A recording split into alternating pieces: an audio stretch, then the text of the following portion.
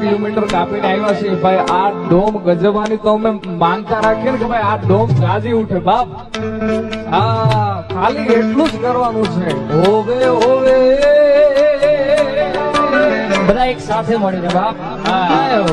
એ ભાનુશાલી પડકારો એવો આપો વિશ્વમાં યાદગાર પળ રહી જાય મારા બાપા. એ ધારાણી રે બેઠા મેરી ને